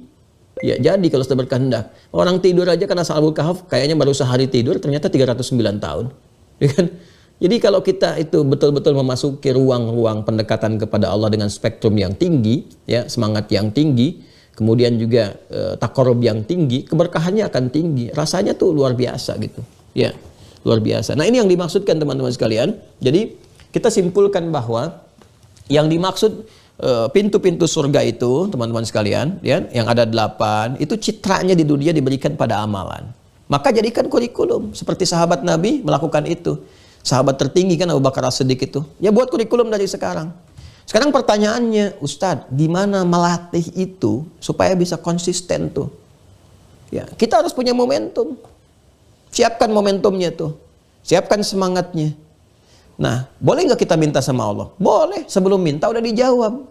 Saking sayangnya Allah kepada kita, dikasih langsung peluangnya. Kapan itu? Ramadan. Makanya Ramadan itu terkumpul semua peluang amalan dan dikumpulkan motivasi kuat kita untuk mengerjakan amalan itu. Yang nggak biasa sholat sunnah tuh ngejar sholat sunnah. Nggak percaya silakan cek. Yang nggak biasa baca Quran bisa megang mushaf tiap hari maksain diri baca. Yang nggak biasa infak nyari-nyari mana yatimnya, mana du'afanya, mana fakirnya, ya dan sebagainya. Itu bisa, makanya keluarkan dari sekarang. Jadi wajar ketika Ramadan itu peluangnya pintu-pintu surga terbuka. Ini maksud hadis itu. Futtihat abwabul jannah, abwabur rahmah. Baru kita nyambung ke hadisnya. Maka saat Ramadan itu, dengan kita banyak meningkatkan amal-amal itu, maka peluang pintu-pintu surga yang kita masuki itu lebih besar lagi. Maka digambarkan futtihat. Kenapa pakai tasydid? Ya, tasydid itu bermakna tadarruj. Ya, sesuatu yang bertahap. Kalau aftaha yuftihu, uftiha misalnya kan, dibuka itu sekaligus semua brak gitu. Tapi ketika menggunakan kata futtiha pakai tasydid, ya, itu ada kesan metafornya tuh. Ya, sesuatu yang dibuka secara bertahap pelan-pelan itu menggunakan tasydid. Pakai tasydid yang terukur. Nah, jadi seakan memberi kesan kepada kita dengan pemaknaan metafor, dibukakan pintu-pintu surga yang 8 dibuka tuh, yang luar biasa indahnya itu. Itu dibuka pelan-pelan, itu sebagai gambaran kembali kepada amalan kita. Semakin kita mengerjakan amalan itu dengan kuat, maka semakin terbuka peluang kita memasuki surga. Pintunya terbuka untuk kita. Kalau kita konsisten dan jaga sampai dengan meninggal. Jadi Ramadan itu peluang besar. Nah, pertama membaca hadis ini kita pahami dengan makna majazi karena ada nilai balaghahnya. Maksudnya apa? Dibuka pintu surga itu adalah gambarannya dibukakan kepada kita kesempatan, peluang-peluang untuk memasuki surga saat kembali kepada Allah dengan amalan-amalan kita yang dilatih dalam Ramadan itu. Itu maksudnya. Jadi idza jaa Ramadhanu, ketika tiba Ramadan, idza kana Ramadan, telah hadir di Ramadan, idza dakhala Ramadan, telah kita masuk ke Ramadan, futihat abwaabul jannah. Ada peluang pintu-pintu surga terbuka lewat apa? Amalan. Makanya dari sekarang siapkan amalnya. Amalan apa yang penting-penting? Kemarin kita udah keluarkan sebagiannya. Iya. Yang infak, apa nih potensi siapin. Sholat siapin, apa aja. Cari semua. Udah itu siapkan. Begitu kita siapkan, kalau bisa tuh 8 pintu keluarkan, pelajarin. Ramadan dilatih, 30 hari kan latihan. Nanti jadi kebiasaan, pasca Ramadan pertahankan sampai kita wafat. Terbuka semua tuh. Futihat abwaabul jannah. Nah, jadi kenapa pakai tasydid futiha? Nah, itu kembali memberikan kesan tentang kesungguhan, keseriusan dalam beramal. Karena pintu surga diikat dengan amalan. Ya, makanya terbuka pelan-pelan itu tergantung amalan kita. Kalau amalan kitanya kencang terbuka tuh. Itu gambarannya. Itu makna metafornya. Ya, ada yang menjadikan ini maknanya makna hakiki, betul-betul dibuka, terbuka. Jadi seakan-akan memberi peluang kepada kita, nih pintu surga sudah terbuka. Kalau sudah terbuka, kalian mau beramal nggak untuk masuk? Nah, hampir sama saja pemaknaannya, kan? Nah, jadi ini gambarannya yang pertama ketika dibukakan pintu-pintu surga itu, artinya apa? Kita harus bersemangat untuk beramal. Ya, bahasa gampangnya begitu. Kalau sudah tiba Ramadan, semangat beramal. Semangat untuk bekal kamu pulang. Dibukakan nanti pintu-pintu surga. Cari amalnya lewat amal saleh untuk mendapati pintunya. Nah, jadi kalau nanti sudah dapat, teman-teman sekalian, lewat amal soleh itu terjadi peningkatan. Peningkatan yang dihasilkan dari amal soleh itu disebut takwa. Ya, hasil peningkatan dari amal soleh itu meningkat, kumpulan kebaikan, khairnya kan dapat tuh, khair. Dari hasanah kan sifat nilainya khair kan, ajrun jadi khair kan. Wa may ya'mal mithqala dzarratin khairan yarah. Kumpulan khair itu disebut takwa. Makanya setiap amal soleh itu seringkali disandingkan dengan takwa. Coba puasa kita baca lagi. Al-Baqarah 183. Ya ayyuhalladzina amanu kutiba alaikumus siyam. Kutiba alaikumus siyam. Kama kutiba alal ladzina min qablikum la'allakum tattaqun. Salat nih, salat ya. Salat nih. Al-Baqarah ayat 2 sampai 3. Dzalikal kitabu la raiba fi hudal lil muttaqin. Siapa orang takwa itu? Alladzina yu'minuna bil ghaib wa yuqimunas shalah. Nyambung juga ke infak. Haji nih, haji umrah. Al-Baqarah 197. Al-hajju ashhurun ma'lumat. Faman farada fihinna al-hajja fala rafatha wala fusuqa wala jidala fil hajj. Wa ma taf'alu min khairin. Tuh dah. Wa ma taf'alu min khair disebut. Wa ma taf'alu min khairin ya'lamuhu Allah. Wa tazawwadu fa inna khaira zadi taqwa. Takwa lagi. Takwa. Nah, begitu meningkat takwanya, kalau kita rumuskan begini. Ya. Ini gambaran persamaannya nih, Masya Allah dapat banyak kita subuh ini. Iman, amal saleh, sama dengan takwa, sama dengan rahmat, sama dengan surga. Ini persamaannya. Ya, iman, sama dengan amal saleh, sama dengan takwa, sama dengan rahmat, sama dengan surga. Orang yang memiliki kunci iman, dikreasikan amal itu dengan imannya menjadi saleh, akumulasinya terkumpul takwa, dari takwa bisa mendapatkan rahmat, dari rahmat bisa mendapatkan surga. Ini kurang lebih seperti ini jelasnya. Ya, karena itu jangan heran kalau di Al-Quran nanti ada sandingan antara iman, amal saleh dengan takwa. Ya seperti puasa lah, gampangnya kita contohkan. Ya ayyuhalladzina amanu, iman. Kutiba alaikumus siyam, amal saleh. Ya kan? Kama kutiba 'alal ladzina min qablikum la'allakum tattaqun. Takwa. Begitu takwanya meningkat dapat rahmat, dari rahmat turun surga. Ya, nanti ada bonus rahmat nih. Kalau takwanya semakin tinggi, bonus rahmat turun di dunia. Ya, turun di dunia. Masih ingat gak kemarin saya sampaikan ketika doa masuk masjid? Allahumma ftahli abwaaba rahmatik. Kan kemarin saya turunkan kan jenis-jenis rahmat. Ada yang terkait dengan surga, ada yang solusi dari berbagai persoalan kehidupan yang dialami. Ya, contoh solusi ini kan. Nih. Dapat rahmat, dapat solusi. Semua masalah kehidupan diringankan oleh Allah. Gampang diatasinya. Makanya kuncinya di takwa. Ini yang dimaksud Quran surah 65. Kita bisa keluarkan ayatnya. Quran surah 65. Di akhir ayat kedua tuh sampai 3.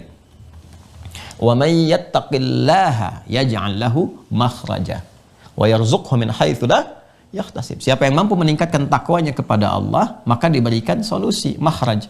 Nah, ini rahmat Allah yang diberikan saat di dunia. Di antaranya berbentuk apa? Solusi. Ya, dari berbagai persoalan yang dialami. Diringankan, bukan nggak punya masalah, diringankan masalahnya.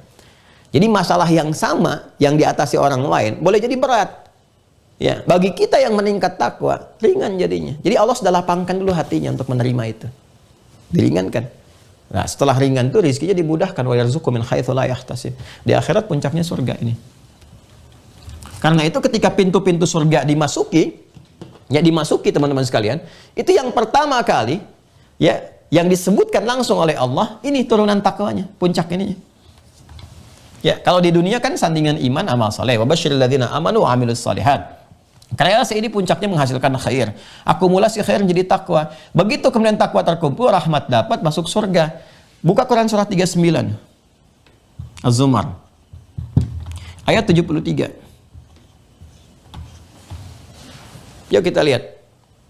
Takwanya itu disebutkan. Wasiqal ladzina taqaw rabbahum ilal jannati zumara. Ya, Masya Allah. Wasiqal ladzina taqaw rabbahum ilal jannati zumara. Allahu Akbar. Ya kan? Janji Allah ditepati. Setelah tiba, berangkat ke akhirat, semua selesai, masuk surga, rombongan zumara masuk surga. Ya, siapa orang-orang itu? Ittaqaw rabbahum, orang yang takwa kepada Rabbnya, berhasil mengakumulasikan bentuk khair dari kreasi amal solehnya yang bersumber dari imannya. Ya, apa kaitan dengan pintu-pintu ini yang banyak?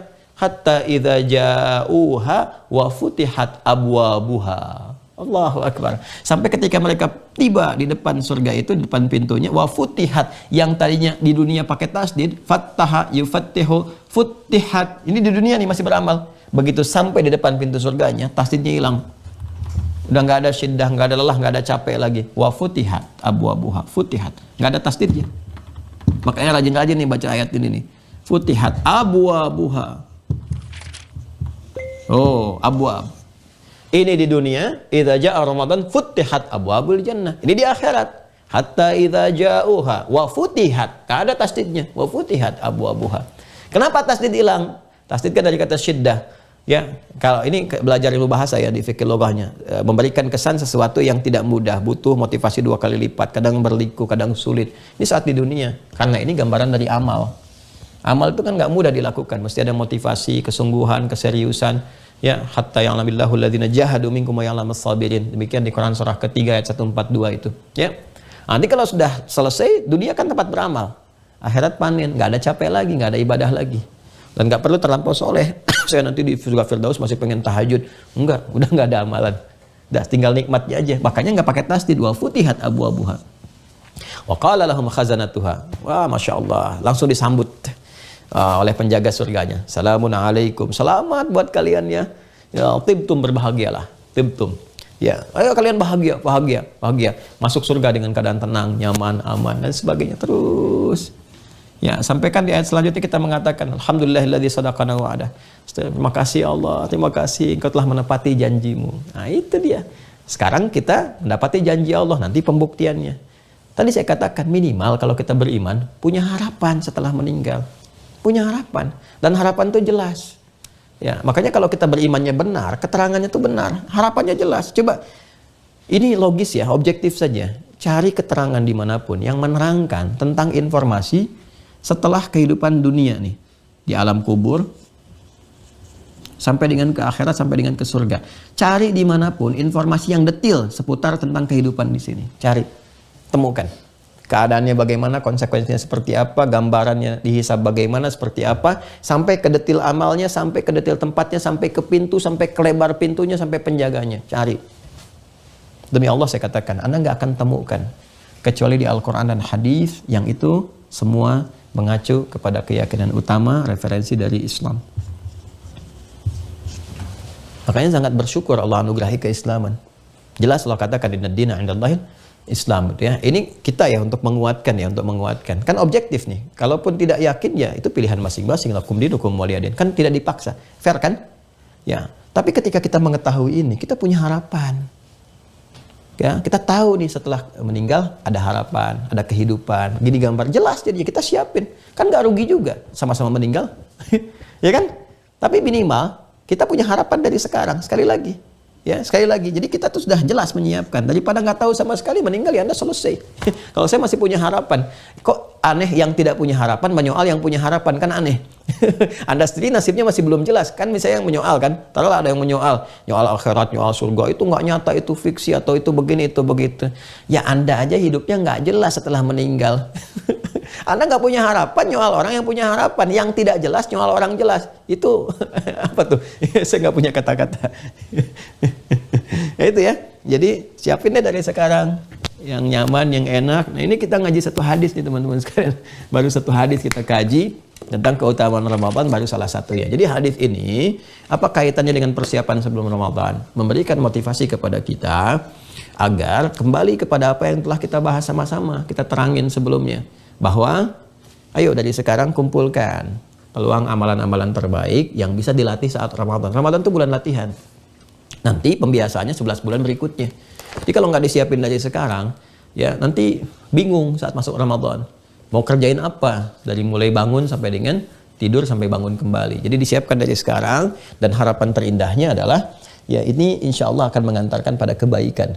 Ya, harapan terindahnya akan mengantarkan kepada kebaikan saat kembali kepada Allah, berupa ya metafornya adalah gambaran kepada kita untuk menyiapkan dengan amal-amal soleh, dan hakikatnya saat kembali itu akan menjelma menjadi pintu-pintu surga yang menghadirkan kebahagiaan-kebahagiaan terbaik untuk kita semua bagi yang yakin.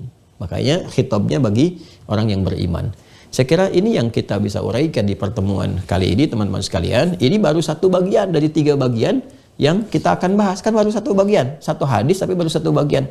Ya, futihat abwabul jannah abwabur rahmah wa ghuliqat abwabun nar. Pintu nerakanya apa tuh? Ya harus tahu. Kalau nggak pernah tahu informasi tentang neraka nanti kejebak. Ya, harus nanti bisa kejebak, sama dengan kita kemarin bahas tentang malaikat, tahu lawannya setan. Orang nggak pernah kenal, nggak tahu setan, bisa terjebak. Ya. Kalau Anda cuma tahu jalannya mulus, nggak pernah tahu ada lubangnya dan sebagainya, ya tiba-tiba bisa kejebak. Makanya orang kalau mau balapan motor pun kan test drive dulu tuh, tes jalannya dulu ya. Jangan-jangan nanti aspalnya masih belum bagus, jangan-jangan begitu dites ternyata banyak apa tuh Mas bahasa Jepangnya tuh letak ya. apa namanya, banyak kotoran tanah gitu kan, tiba-tiba bisa berbahaya, ada kerikil macam-macam. Jadi kita tuh harus tahu kalau nggak semua jalan yang bagus, yang mulus dan sebagainya itu tidak ada tantangan. Ya, karena itu harus paham. Ini apa yang bisa menyebabkan seseorang terjerumus ke dalam neraka. Harus dipahami. Apa pintu-pintu neraka tuh bagi pelaku-pelaku maksiat dan sebagainya, supaya kita bisa hindari. Ya, belum lagi setannya tuh. Sulsilatis syayatin, setan dirantai pas Ramadan. Tapi kok masih ada yang berbuat maksiat? Ya kan, ada yang mencuri, ada yang mabuk dan sebagainya. Itu dirantainya gimana tuh? Kok masih bisa lepas gitu kan? Apa dirantai pun masih bisa menggoda? Kan belum selesai. Ya, nah ini nanti kita lanjutkan nanti. Sekarang kan waktunya udah habis. Nanti kita lanjutkan kembali ya di pertemuan berikutnya. Semoga Allah berkahi kita. Terima kasih. Semoga Allah ridai. Maafkan saya. Allahumma taqabbal minna innaka antas sami'ul alim wa tub 'alaina innaka antat tawwabur rahim. Allahumma arinal haqqa haqqan warzuqna ittiba'ahu wa arinal batila batilan warzuqna ijtinabah. Allahumma arzuqna ya Allah fahma ulumi iqamati dinik ya arhamar rahim wa ila kalimatik ya rabbal alamin wa littiba'i sunnati nabiyyika sayyidina Muhammad sallallahu alaihi wasallam. Rabbana atina fid dunya hasanah